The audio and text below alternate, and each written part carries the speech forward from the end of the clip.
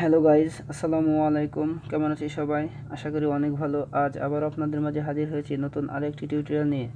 আজ আমি আপনাদের সাথে শেয়ার করব transformation of sentence by short technique, simple, complex, compound. কিভাবে একটি টিপসের মাধ্যমে আমরা 6টি রুল মনে রাখতে পারি তার একটি অংশ।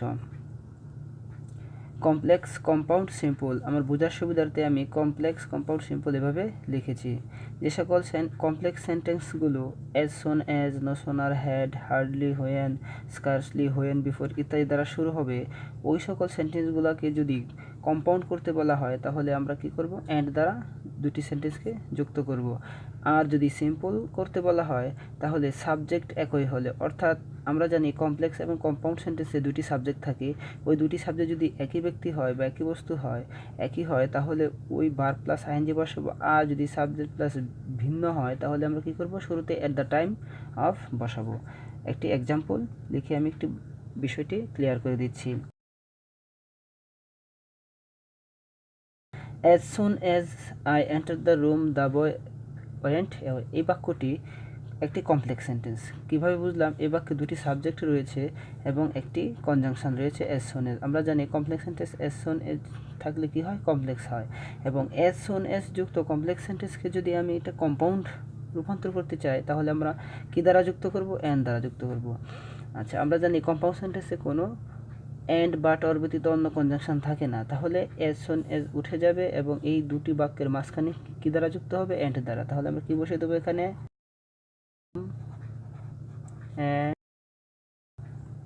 আমরা কী করলাম? যেহেতু বাক্যটি অ্যাজ সুন এজ দ্বারা যুক্ত হয়েছিল কমপ্লেক্স সেন্টেন্সটি, সেহেতু ওই সেন্টেন্সকে আমরা অ্যান্ড দ্বারা যুক্ত করে কম্পাউন্ডে রূপান্তর করলাম। এখন আমরা ওই বাক্যটিকে যদি আমরা সিম্পলে রূপান্তর করতে চাই তাহলে আমাদেরকে কী করতে হবে? যেহেতু সাবজেক্ট একই হলে ভার্ব প্লাস আইএনজি, আর যদি সাবজেক্ট ভিন্ন হয় তাহলে অ্যাট দ্য টাইম অফ। যেহেতু এখানে প্রথম সাবজেক্ট ছিল আই এবং পরের সাবজেক্ট ছিল দ্য বয়, এখানে প্রথম সাবজেক্টটি আই, পরের সাবজেক্টটি দ্য বয়, তার মানে কি সাবজেক্টটি ভিন্ন।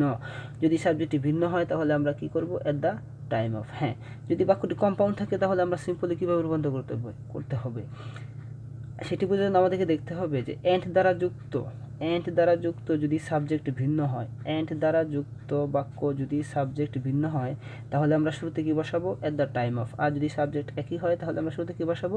Verb plus I N G. যেহেতু সাবজেক্ট ভিন্ন তাহলে আমাদের কী করতে হবে? অ্যাট দ্য টাইম অফ লিখতে হবে। আচ্ছা, at the time of, as a result of, on account of, because of, হ্যাঁ, এগুলোর পরে সাবজেক্টের পসেসিভ ফর্ম এবং ভার্ব প্লাস আইএনজি বসে। এই কথাগুলো বা এই উপরে একটি টিউটোরিয়াল আছে, আমি সিম্পল কমপ্লেক্স কম্পাউন্ডের আরেকটি ভিডিওতে আমি সেটি বলেছি। আপনারা দেখতে চাইলে সিম্পল এবং কমপ্লেক্স কম্পাউন্ডের প্লেলিস্টে দেখতে পারেন। অ্যাট দ্য টাইম অফের পরে কী হবে? সাবজেক্টখানে আই ছিল, তার পসেসিভ ফর্ম কি? মাই। আচ্ছা, তারপর কি হবে? Verb plus ING. এন্টার এবার মূল শব্দ এন্টার, তার সাথে আইএনজি, এন্টারিং। তারপর কি ছিল? The room. আচ্ছা, তারপর কি? The boy went away, the boy went away.